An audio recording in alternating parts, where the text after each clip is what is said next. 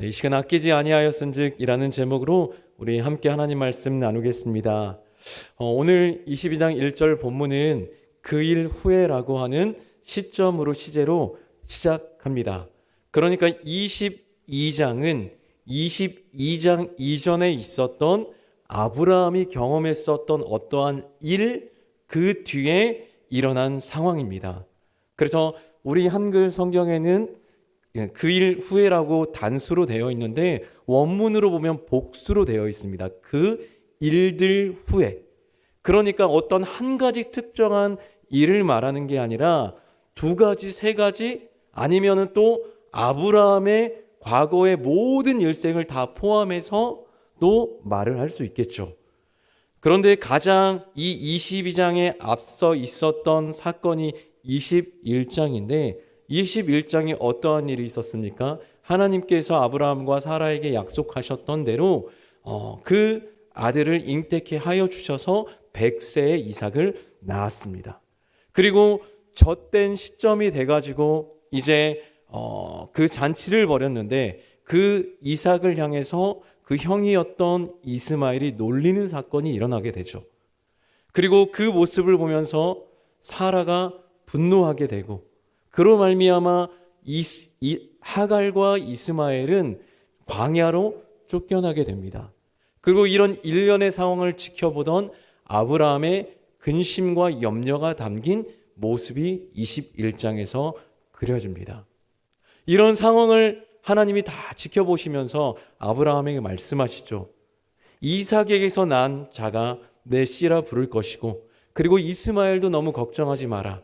이스마엘을 통해서도 내가 한 민족을 이루게 할 것이다 라고 하나님께서 아브라함에게 말씀해 주십니다. 그리고 나서 21장 후반부에 그 그랄 왕 아비멜렉과 브엘세바 언약을 맺으면서 아브라함이 판 의무를 합법적으로 인정받고 그리고 그곳 브엘세바에서 영원하신 하나님의 이름을 부르며 예배를 드렸더라라고 하면서 21장이 마무리가 됩니다. 우리 21장 33절 같이 한번 읽어보겠습니다. 아브라함은 브엘세바에서 에셀 나무를 심고 거기서 영원하신 여호와의 이름을 불렀으며 아멘. 이 브엘세바에서 영원하신 하나님의 이름을 부르고 예배하며 보냈다라는 것이죠. 그러면서 22장 1절에 그 일 후에가 등장하게 됩니다. 그 일 후에라고 하니까 어떤 21장과 22장의 간격이 별로 안 되는 것처럼 보이는데 적어도 10년 정도의 기간이 있습니다. 21장 초반부에 젖된 후에 이삭이 젖을 땐 보통 젖을 때는 나이가 3세, 4세고 그리고 이삭이 직접 22장에서 그 나무 짐을 짊어지고 모리아 산을 올라갔기 때문에 적어도 10대 중반 정도는 됐을 것이라고 보니까 10년의 텀이 그 이상이 있을 것이라고 우리가 추측해 볼 수 있겠죠.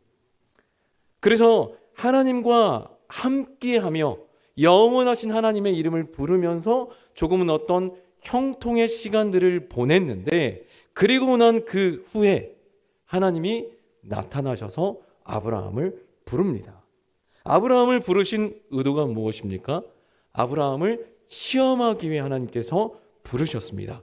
1절 보시면 그 일 후에 하나님이 아브라함을 시험하시려고 그를 부르시되 아브라함아 하시니 그가 이르되 내가 여기 있나이다. 하나님이 아브라함을 시험하시는데 여기서 시험은 우리가 시험의 종류를 아시죠? 유혹하는 종류의 시험이 있고 넘어뜨리려고 하는 또 제대로 어떤 신앙과 믿음을 가지고 있는지 테스트하는 시험이 있습니다. 지금 아브라함에게 닥친 하나님이 하려고 하는 것은 테스트의 시험이죠. 학생이 공부를 어느 정도 잘 했는지 가지고 있는 지식이 어느 정도 되는지 시험을 치르는 것처럼 아브라함의 믿음, 하나님을 향한 신앙이 어느 정도인지를 하나님이 점검해 보시려고 아브라함을 부르셨습니다. 그런데 시험 문제가 만만해 보이지 않습니다. 하나님이 내신 시험이 뭡니까? 내 아들, 내 사랑하는 독자 이삭을 번제로 바치라. 내 독자, 내 사랑하는 아들을 그냥 달라도 아니고 번제로 태워서 하나님께 제물로 드리라고 하나님이 그 시험의 문제를 내셨습니다. 여러분, 그러고 보면 하나님이 아브라함에게 처음부터 주셨던 시험은 쉽지 않은 수준의 문제였습니다. 처음 하나님이 아브라함에게 나타나셔서 아브라함에게 하셨던 말씀이 뭡니까? 너는 내 짐을 싸고 내 고향 내 아비 본토 친척 아비의 집을 떠나 내가 너에게 지시하는 곳으로 가라. 그곳이 어디인지 말씀해 주지 않고 그곳에 가면 상황이 어떻고 환경이 어떻고 어떻게 살만한 곳인지 먹을 것은 풍요로운 건지 전혀 아무런 말씀하시지 않고 네가 있는 곳을 떠나서 내가 너에게 보여줄 땅으로 가라. 당시 그 고대 근동 지역은 시족 사회였습니다. 부족 사회였어요. 가까운 친인척들, 사돈, 팔촌들이 모여서 함께 서로를 보호하고 지키고 보호받으면서 사는 상황이었습니다. 근데 이 공동체를 떠난다라는 것은 다른 공동체를 가더라도 거기에서 받아들여질지도 모르는 거고, 그 공동체를 떠나게 되면 여러 위협과 위험이 놓이게 되는 그런 상황이었습니다. 어딘지 확실치 않은 곳으로 떠난다라는 것, 대단히 위협적인 상황이었지만 아브라함은 주저하지 않고 하나님의 부르심에 순종하며 떠났습니다. 그리고 하나님과 어느 정도 동행하면서 사라를 누이로 속이는 일들도 있고 여러 몇 가지 사건을 거치면서 지금 22장에 이르러서 한층 더 수준 높은 시험의 문제가 주어졌습니다. 내 아들, 내 사랑하는 독자 이삭을 번제로 바치라. 여러분, 하나님은 아브라함이 이삭을 얼마나 아끼고 사랑하는지 알고 있었습니다. 100세에 얻은 그 아들을 향한 아브라함의 사랑을, 아브라함의 그 마음을 알고 있었습니다. 그래서 가장 아끼는 그 아들, 뒤에서도 성경에 계속 강조합니다. 12절과 16절에 내 아들, 내 독자, 내 아들인데 하나뿐인 아들, 내 아들인데 100세에 얻은 아들, 그 아들을 바치라고 하나님이 말씀하십니다. 여러분, 받아들일 수 없는 말씀이죠. 이해될 수 없는, 아무리 이해해 보려고 해도 이해할 수 없는 말씀입니다. 하나님이 주시겠다라고 해서 바로 주신 것도 아니고 25년을 기다려서 얻은 아들입니다. 가장 아끼고 소중하게 여기는 그 아들을 달라, 번제로 드리라고 말씀하셨습니다. 여러분, 그렇게 우리에게 하나님이 이런 종류의 시험으로 우리의 자녀, 혹 자녀는 아니어도 내가 정말 신주단지 모시듯이 아끼고 사랑하는 그 무엇, 저는 모르지만 어떤 분들에게는 통장에 가득 담긴 돈일 수도 있고 어떤 분들에게는 건강한 내 체력일 수도 있고 다른 종류의 것일 것도 분명히 있습니다. 저는 뭔지 모르겠지만은 여러분, 그것을, 가장 아끼는 그것을 하나님이 주저하지 말고 내게 내놓아라. 그냥 내놓으라는 것도 아니고 오늘 본문에서처럼 그냥 그거 그대로 와서 불 태워서 나한테 번제로 드리라고 말한다면 여러분, 그거 용납할 수 있을까요? 이해하고 여러분, 하나님의 무슨 뜻이 있겠지 하면서 그 말씀에 순종할 수 있을까요? 우리는 쉽게 받아들일 수 없을 겁니다. 아니, 받아들이지 않고 오히려 그 어떤 테스트 가운데에서 하나님을 외면하거나 하나님을 포기했으면 포기했지 우리가 그렇게 소중히 여기는 것을 우리는 내놓을 수 없을 겁니다. 아브라함이 바로 이런 상황이었습니다. 25년을 기다려서 진짜 다 포기하고 이스마엘을 통해서 내 어떤 후사를 이어가겠습니다라고 그렇게 포기했던 상황 가운데에서 하나님이 주셨던 100세에 얻었던 그 이삭, 주실 때는 언제고 그 이삭을 불태워 바치라고 하다니 정말 하나님은 이해할 수 없는 분 같습니다. 꿈에서도 꿈꿔보지 못할 그런 명령을 들었던 아브라함의 마음은 어떠했을까요? 신기하게 성경은 아브라함의 마음에 대해서 조금도 주목하지 않고 있습니다. 창세기 22장에서 성경의 기자가 주목하는 것은 아브라함의 행동이었습니다. 아브라함의 마음 대신 아브라함의 행동에 주목해서 이야기를 그려가고 있습니다. 하나님의 그 명령을 들은, 그 말을 들은 아브라함은 다음날 아침 일찍 일어나서 나귀의 안장을 태우고 이삭과 두 명의 종을 데리고 이제 번제로 드릴 나무를 모아가지고 준비하고 떠납니다. 하나님께서 알려주신 곳으로 가게 됩니다. 3절의 말씀 읽어보겠습니다. 아브라함이 아침 일찍이 일어나 나귀의 안장을 지우고 두 종과 그의 아들 이삭을 데리고 번제에 쓸 나무를 쪼개어 가지고 떠나 하나님이 자기에게 일러 주신 곳으로 가더니. 아멘. 하나님의 말씀을 들은 바로 그 다음 날 아침 일찍 일어나서 준비하고 길을 떠납니다. 아브라함이 그때 거주했었던 부엘산에서 모리아 산까지는 사흘길입니다.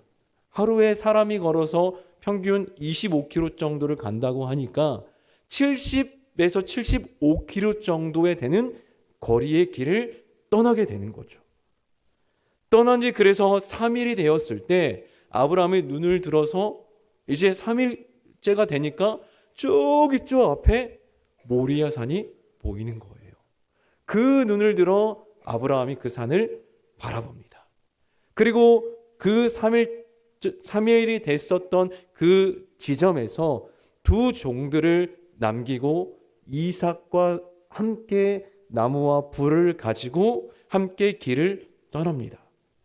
떠나면서 두 종에게 내가 아이와 함께 저곳에 가서 예배하고 다시 우리가 돌아오겠다. 아이와 함께 가서 예배하고 우리가 너희에게 다시 돌아올 테니 여기서 기다려라 라고 말합니다. 우리가 너희에게 돌아오리라? 여러분, 아브라함이 지금 떠나는 이유가 뭐예요? 모리아 산에 가는 목적이 무엇입니까? 아들 이삭을 번제로 바치려고. 그럼 상식적으로 아브라함이 차마 말을 꺼내지 못한다라고 하면은 우리가 가서 예배하고 돌아오겠다라고 하면 되는데 우리가 너희에게 돌아오겠다라고 2인칭의 표현을 가지고 주어를 가지고 말합니다. 이삭을 번제로 바치고 나면 혼자 돌아올 수 없는데 그 종에게 남긴 말은 우리가 너희에게 돌아오겠다. 여러분, 아브라함은 신중한 사람입니다. 실현하는 사람이 충동적으로 말을 내뱉거나 하는 사람이 아닙니다. 분명히 그렇게 말한 뜻과 의도가 있습니다. 그러고 보면 아브라함은 하나님 말씀에 줄곧 순종하는 사람이었습니다. 지체하지 않았어요. 하나님이 부르셨을 때 네 주님 제가 여기 있습니다라고 대답하고 하나님이 일러주신 곳을 목적지 삼아서 곧장 떠납니다. 그 일러주신 곳, 그 산, 눈을 들어 거기를 바라봤다라고 하면서 하나님이 일러주신 번제로 드리라는 그 곳에 대한 표현이 22장에 5차례나 등장을 하게 되는데 그곳을 목적지 삼아서 흔들림 없이 순종하며 길을 떠납니다. 간혹 우리가 창세기 22장을 묵상하거나 말씀을 또 전하다 보면은 아브라함이 참 많이 사흘 동안 고민하고 걱정하고 염려하고 어떻게 해야 되냐라고 그런 어떤 모습이 있었을 거라고 생각을 하는데 성경이 그리는 아브라함의 모습은 순종함이었습니다. 하나님이 명하신 대로 그대로 순종하며 떠나고 그 말씀이 가리키는 곳을 향해서 갔던 모습을 그리고 있습니다. 어떻게 이것이 가능했을까요? 우리가 너희에게 돌아오리라. 하나님 말씀에 지체하지 않고 순종하는 이것이 어떻게 가능했었을까요? 이에 대해 히브리 기자가 이에 대한 시원하게 답을 남겨놓았습니다. 이삭에게서 아브라함의 자손이 태어날 것이라고 하나님이 언약하셨으니 이삭이 혹시 제단 위에 올려져서 불에 태워 다 하나도 남김없이 제가 된다 할지라도 하나님이 능히 그 이삭을 다시 살리시겠다라고 아브라함이 생각했다라고 히브리 기자가 말합니다. 히브리서 11장 18절 19절 2절 함께 읽어보겠습니다. 그에게 이미 말씀하시기를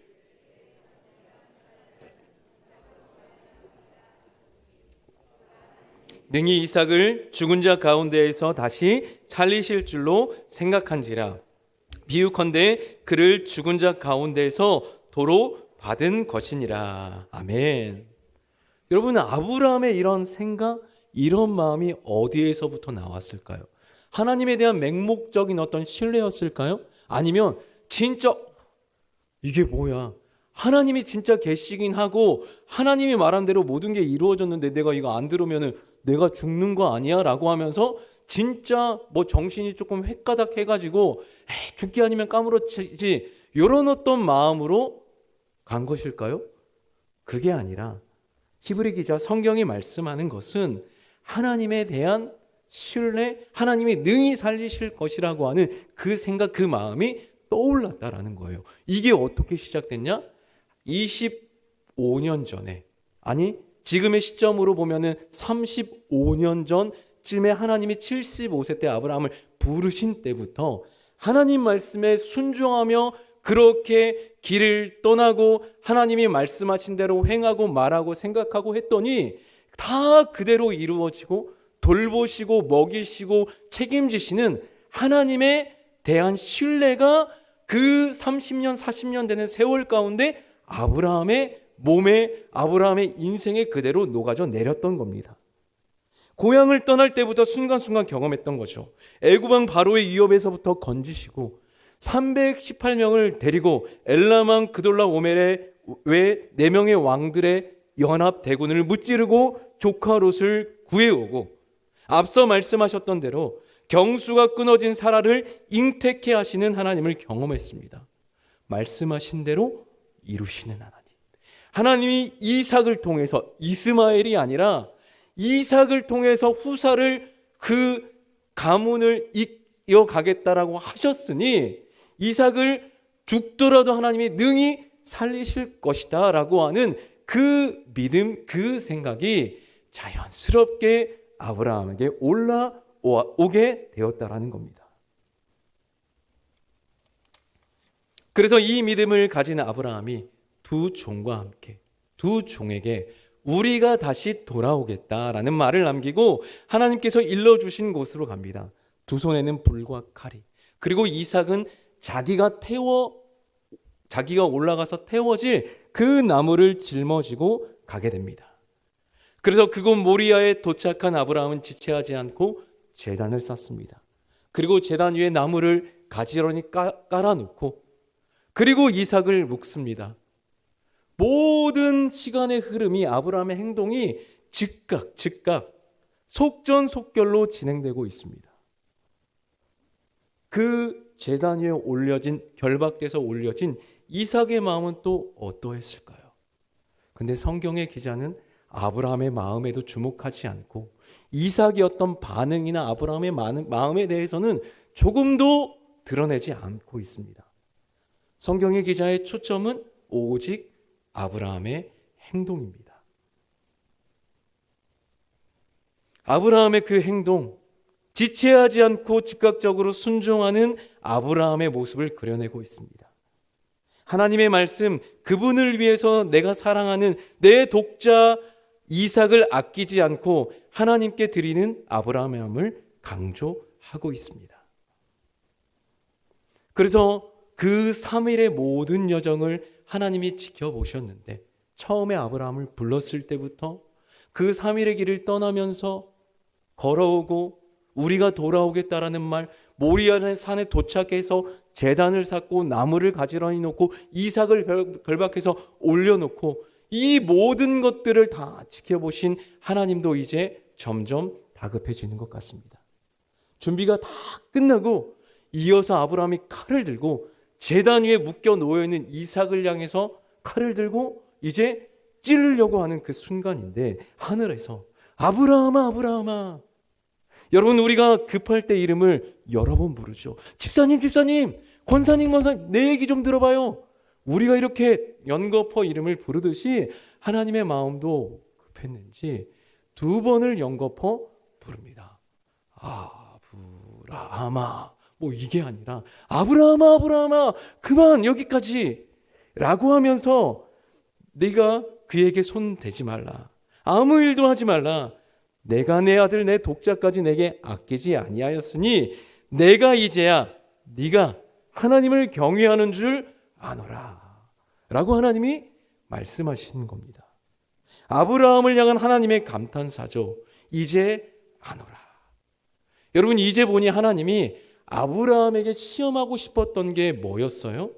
아브라함이 정말 하나님을 경외하는지, 하나님을 얼마나 경외하는지 하나님이 그것을 시험해 보고 싶었던 겁니다. 당시 그 고대 근동에는 그 몰렉이라고 하는 그 거짓 신에게, 우상에게 자식을 제물로 바치는, 불 가운데 자식을 던져서 제물로 드리는 그런 어떤 이교도가 있었습니다. 여러분, 거짓 신에게 뭔가 복을 받고 해를 당하지 않기 위해서 자신이 가장 아끼는 그 자녀를 불로 태워 바치는데, 그걸 보면서 하나님이 어떤 마음이 들었을까요? 물론 그거 잘못됐고 죄고 쩔으면 안 되는데 안타까워하고 분노하시는 그 마음도 있었겠지만은, 저들도 가짜 신을 향해서, 우상을 향해서 저렇게 하는데 정말 나를 따라 믿고 따라오는 아브라함은 어떠했을까? 아브라함의 마음은 어떠했을까? 정말 나를 그렇게 100세에 얻은 독자, 가장 이 세상에 어떤 것보다도 사랑하고 아끼는 그 아들 독자를 나를 위해서 드릴 수 있을까? 라고 하나님이 그것을 테스트해 보셨던 거죠. 하나님을 위해 헌신하고 희생할, 사랑하고 하나님만을 구하는 그 한 사람을 찾고 싶었던 것이 아니었을까요? 그래서 그것을 통해서 마치 욥의 어떤 그 선함, 하나님을 경외함, 악을 떠남을 하나님이 자랑하셨듯이 하나님을 찾고 구하는 그 한 사람, 하나님과 그분의 말씀을 경외하는 그 한 사람을 하나님이 찾으신 겁니다. 그래서 이제 그 시험에 합격한 아브라함을 하나님이 기뻐합니다. 인간의 어떤 도덕, 윤리, 그것을 넘어 하나님에 대한 믿음과 하나님을 향한 사랑으로 내 아들 독자도 아끼지 않고 하나님 말씀에 순종하여 드린 아브라함에게 하나님께서 큰 복을 약속하시는 거죠. 너에게 큰 복을 내리겠다. 내 씨를 번성케 하겠다. 내 씨가 대대로 대적의 성문을 차지하게 될 것이다. 내 씨로 말미암아 천하 만민이 복을 받게 될 것이다 라고 하나님이 복을 기뻐하며 약속하시는 거예요. 여러분, 하나님의 이 감동스러운, 감격하는 이 마음, 이 모습이 여러분들의 마음에 보이십니까? 아끼지 않고 사랑하는 아들 독자까지 내어오는 아브라함에게 하나님은 아끼지 않고 부어주십니다. 하나님이 이렇게 감격하신 이유는 다른 게 아닙니다. 하나님을 향한 경외함이 말뿐만이 아니라 말도 안 되는 말씀과 명령이더라도 준행했던 아브라함의 모습을 보면서 하나님이 감격하고 기뻐하셨다고 성경은 말하고 있습니다. 18절 말씀 함께 읽어보겠습니다. 또 씨로 말미암아 천하 만민이 복을 받으리니 이는 내가 나의 말을 준행하였음이니라 하셨다 하니라. 아멘. 하나님이 복을 주시는 이유, 내가 내 말을 그대로 준행하였음이니라. 하나님 말씀에 준행하였던 것이 하나님을 향한 경외함의 표현이요 곧 사랑의 고백이었습니다. 그것이 하나님께서 기뻐 받으신 예배였습니다. 그래서 창세기 22장에 성경에서 가장 최초로 사용된 단어가 3가지가 있습니다. 하나는 예배, 2번째는 사랑, 그리고 3번째는 준행이라고 하는 단어입니다. 개역 개정으로 준행이라는 단어가 앞서 있기는 하지만은 원문으로 봤을 때는 다른 단어거든요. 여기서 준행이라는 것은 영어 성경으로 obey, 복종하다라는 말이에요. 준행이라는 말은 하나님 말씀에 그대로 그냥 노예인 어떤 그 신분에서처럼 그냥 지체하지 않고 그대로 즉각즉각 순종하고 따랐다라는 거야. 아무런 이의 제기도 하지 않고. 그래서 예배, 사랑, 준행. 그래서 이 의미를 담아서 아브라함의 순종을 생각해 보면 다음과 같습니다. 사랑하는 이삭을 하나님께 드릴 수 있었던 것은 100세에 얻은 이삭보다도 하나님을 더 사랑했기 때문에 가능한 것이었습니다. 그리고 또한 이 예배라는 것은 가장 최고의 가치를 드리다, 최고의 어떤 그분을 인정하다라는 뜻이 있거든요. 그러니까 하나님을 가장 최고로 여기다, 그 최고 되신 하나님께 가장 최고의 것을 드리다라는 뜻이 예배 가운데 담겨 있는데, 가장 아끼고 사랑하는 그 독자 이삭을 가장 최고 되신 하나님께 드렸다. 바로 이것이 예배로 아브라함이 고백하고 표현했습니다. 그리고 이삭을 향한 그 사랑, 아끼는 그 마음, 자신의 생각과 마음이 있었지만은 이것보다도 하나님의 말씀에 더 순종하고 준행하였더라. 하나님을 경외했기 때문에 하나님 말씀에 준행하게 만들었습니다. 그래서 이 아브라함이 겪은 이 시험은 여러분, 이 시간 또 오늘을 살아가는 저와 여러분들에게도 동일하게 주어진 시험입니다. 하나님보다도 더 사랑하는 무엇? 내가 가진 최고의 가치가 최고가 아니라 영원하신 그 하나님의 이름, 그 하나님의 최고의 가치임을 인정하고 그 하나님을 예배하는 것, 그 하나님 말씀에 순종하는 것. 여러분, 우리가 그렇게 살아가고 있습니까? 그렇게 하나님께 나아가고 있습니까? 여러분, 이것을 생각하면 생각할수록 어렵습니다. 하나님의 말씀은 그래서 순종하고 보는 거죠. 간혹 이제 연말에 항상 뭐 고민하고 고민되는 게 사람을 세우는 문제잖아요. 다 뭐 어렵다, 이번에 좀 쉬고 싶다, 이런 말 저도 청년들에게 참 많이 하는데, 그럼 청년들이 제가 권면하고 하면은 생각해보고 말씀드리겠습니다, 이렇게 이야기를 해요. 야, 생각하지 말고 기도해봐. 여러분, 생각하면 우리가 어떻게 돼요? 좀 더 우리의 뇌, 우리의 생각은 나한테 뭔가 편하고 유익되고 익숙한 것으로 결정을 내리게 만들어요. 여러분, 근데 기도하면 어떻게 돼요? 기도하지 않아도 나를 향한, 내가 무엇을 하길 원하시는지 하나님의 뜻은 분명하게 우리가 알고 있잖아요. 기도하는 가운데에서 하나님이 더 힘주시고 나를 세워주시옵소서 하면서 우리가 그렇게 나아가야 됩니다. 뭔가 고민하고 생각하면 우리는 안 하게 되어 있고 무너지게 되어 있고 우리가 편한 쪽으로 우리는 자꾸 나아가게 되어 있습니다. 여러분, 그래서 기도하면 하게 된다, 할 수밖에 없다라는 거죠. 그래서 이 아브라함은 하나님 말씀에 즉각 순종했습니다. 다른 것 아끼지 않고 다른 것보다도 하나님을 더 사랑했을 뿐이었습니다. 힘이 있고 지혜가 있어서 어떤 상황에서도 손해를 보지 않는 실리를 얻는 능력이 있어서 하나님의 복을 얻은 게 아니었습니다. 사랑하는 아들 독자라도 아끼지 아니하였기에 하나님도 아낌없이 복을 아브라함에게 주시겠다라고 말씀하셨습니다. 내 씨가 크게 번성하고 내 씨가 대적의 성문을 차지하고 내 씨로 말미암아 천하 만민이 복을 얻게 될 것이다. 여러분, 그래서 이 이삭으로 말미암은 씨가 궁극적으로 향하고 있는 그 자손은 누구죠? 바로 예수님입니다. 아낌없이 하나님을 향해서 드린 아브라함과 그 후손에게 하나님께서 주신 가장 복 중의 복은 바로 독생자 예수님입니다. 그러고 보니까 아브라함과 하나님은 가장 소중한 것, 가장 사랑하게 여기는 그 존재, 독생자를 주고 받은 사이입니다. 이삭은 죽지 않았지만 성경은 말하죠. 이미 하나님께 드려졌다.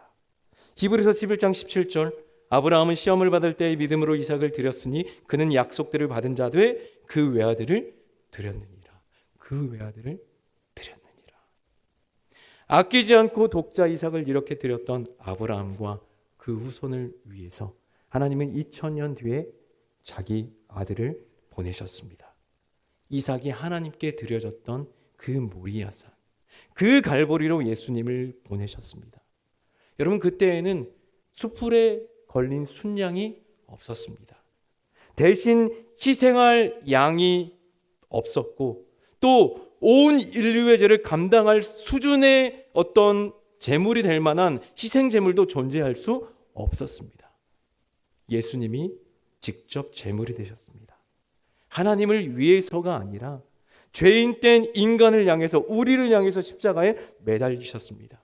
그때에는 오히려 주님을 향한 사랑도 없었고 주님을 향한 예배도 없었고 경외도 없었고 주님의 말씀에 대한 준행함도 전혀 없었던 인류를 향해서, 죄인된 인간을 향해서 죽으셨습니다. 여러분, 저와 여러분들이 받은 구원의 은혜가 이렇게 큰 은혜입니다. 내가 먼저 행하거나 내가 값을 치러서 받은 은혜가 아니라 전혀 행하지 않고 값을 치르지 않았는데 먼저 받은 주신 은혜입니다. 아브라함이 하나님을 향해서 아끼지 않고 드렸듯이 하나님도 자신의 독생자 아들 예수님이 이 땅에 보내시고 십자가에 죽게 하셨을 때 전혀 계산하거나 아끼지 않고 우리를 향해서 내어놓으셨습니다. 아끼지 않고 하나님께 드린 아브라함의 예배와 사랑처럼 하나님은 우리가 죄인 되었을 때 자신의 독생자를 보내서도 우리를 향한 아끼지 않는 사랑을 보여주셨습니다. 여러분, 그렇다면 우리도 그 주님을 향해서 그렇게 주님을 사랑합시다. 아낌없이, 아끼지 않고. 그렇게 사랑할 때 예수님까지 내어주신 하나님이 우리에게 무엇인들 주시지 않을까요? 이제 성탄절을 맞이합니다. 예수님께서 이 땅에 오신 이유는 사랑이었습니다. 그리고 이 땅에 오신 목적은 십자가의 죽음이었습니다. 사람들의 무지함에서 나오는 비난과 채찍에 제물이 되셨습니다. 그 십자가에 매달린 예수님을 향한 사람들의 마음에는 사랑도 예배도 말씀에 대한 준행도 없었습니다. 하지만 이제 우리는 알고 있습니다. 저와 여러분들을 향한, 나를 향한 하나님의 사랑과 예수님의 희생을요. 그렇다면 그 어느 때보다도 더 깊은 성탄을 보냅시다. 즐거워하고 행복하며 우리를 위해 오신 그 크신 사랑 앞에 감격하고 이 땅에 오신 예수님을 기뻐하며 예배합시다. 메리 크리스마스, 하나님께 경배를, 메리 크리스마스 하나님께 경배를 크게 외쳐 선포하고 감사와 감격으로 맞이하고 보내는 귀한 성탄의 기쁨이 저와 여러분들의 이 연말에 충만하게 임하기를 예수님의 이름으로 축복하고 간절히 소망합니다.